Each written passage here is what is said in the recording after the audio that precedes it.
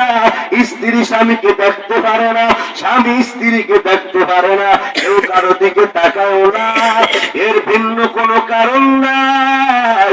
এর কারণ হলো আজকে তোমার আমার ঘরে কোরআন নাই। সমাধান চাও যদি জীবনে মরণে, ফিরে চাও খুঁজে নাও চোখ রাখো কোরআনে। সমাধান চাও যদি জীবনে মরণে, ফিরে চাও খুঁজে নাও চোখ রাখো কোরআনে। তবেই পাবে সুখ শান্তির ঠিকানা, তবেই পাবে সুখ শান্তির ঠিকানা, যদি মেনে নাও তুমি মনে প্রাণে সমাধান। সমাধান চাও যদি জীবনে মরণে, ফিরে যাও খুঁজে নাও চোখ রাখো কোরআনে। এ বাণী সকলের নয় শুধু মুমিনের, যারাই চলবে মেনে ফল পাবে কোরআনের। এ বাণী সকলের নয় শুধু মুমিনের, যারাই চলবে মেনে ফল পাবে কোরআনের। ঘরে বলো কি বারাসতে বলো, ঘরে বলো কি বারাসতে বলো, অশান্তি দূর করে শান্তি আনে সমাধান। সমাধান চাও যদি জীবনে মরণে, ফিরে চাও খুঁজে নাও চোখ রাখো কোরআনে। এত চির অম্লান চির মুক্তির দ্বার, এ যে মহাবাণী খোদার কালামে পাক।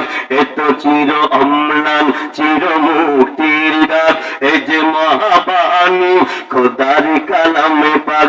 এই দুনিয়া সেই দুনিয়া, এই দুনিয়া সেই দুনিয়া, মুক্তি পাবে তুমি তো জানে সমাধান। সমাধান চাও যদি জীবনে মরণে, ফিরে চাও খুঁজে নাও চোখ রাখো কোরআনে। সমাধান চাও যদি জীবনে মরণে, ফিরে চাও খুঁজে নাও চোখ রাখো কোরআনে। তবেই পাবে সুখ শান্তির ঠিকানা, তবেই পাবে সুখ শান্তির ঠিকানা, যদি মেনে নাও তুমি মনে প্রাণে সমাধান। সমাধান চাও যদি জীবনে মরণে, ফিরে চাও খুঁজে নাও চোখ রাখো কোরআনে। নারায়ে তাকবীর।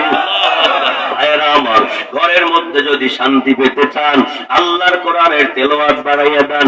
ইবনে বতুতা, ইমাম ইবনে বতুতা মালটার দ্বীপে গেলেন, গিয়ে দেখে সব জায়গায় শুধু আজানের আওয়াজ, মানুষ সব নামাজি, প্রতিটা ঘরের মধ্যে তেলাওয়াতের আওয়াজ। কি ব্যাপার, এখানে তো নবীরা আসে নাই, এখানে তো বড় কোনো সাহাবীরাও আসে নাই, এত সুন্দর মানুষ ধর্মীয় অনুশাসন মেনে চলে কেন?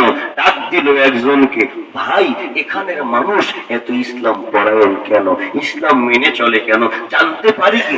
হ্যাঁ পারেন। কি অবস্থা বলেন? বলে শোনেন, আমাদের এলাকার মধ্যে নদীর কাছে একটা মঠ ছিল, মঠ একটা মন্দিরের মতো ছিল, ওইখানটার দিয়া প্রতি বছর একটা দেওয়ের মতো উঠত, ওই দেওয়ের মতো যত উঠত, ওখানে মঠের মধ্যে একজন সুন্দরী মহিলাকে যদি রাখা হইতো, ওই সুন্দরী মহিলাকে রাখার কারণে অবিবাহিতা কুমারী মেয়েকে রাখা হইলে পরের দিন তার লাশটা সেখান থেকে আনা হইতো।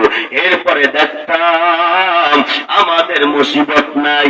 কয় তারপর কি হলো? হঠাৎ নদী দিয়া যখন একটা স্টিমার যাইতেছিল, প্রবল বেগে ঝড়ের কারণে স্টিমারটা ডুবে গেল। এক যুবক ছিল, সুদর্শন যুবক, সে ভাসতে ভাসতে ভাসতে ভাসতে আমাদের তীরে চলে আসলো। তীরে যখন চলে আসছে, এখন কি করবে? সে গিয়া দেখলো মানুষজন নাই, একটা ঘর আছে, সেই ঘরের মধ্যে একজন বৃদ্ধা মহিলা আছে আর তার একটা কন্যা আছে, একজন কন্যা আছে। তো সেখানে গিয়া তাদের কাছে আশ্রয় চাইলেন, আশ্রয় দিয়েছে।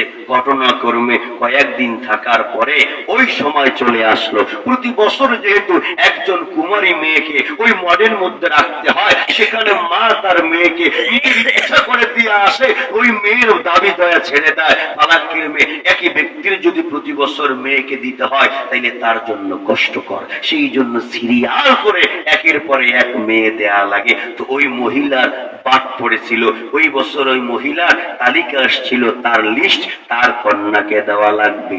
যখন ওই ব্যক্তি, ওই যুবকটা ঘরের মধ্যে আসলো, দেখলো মহিলা কান্নার আওয়াজ দিচ্ছে, ও মা কেন কাঁদো?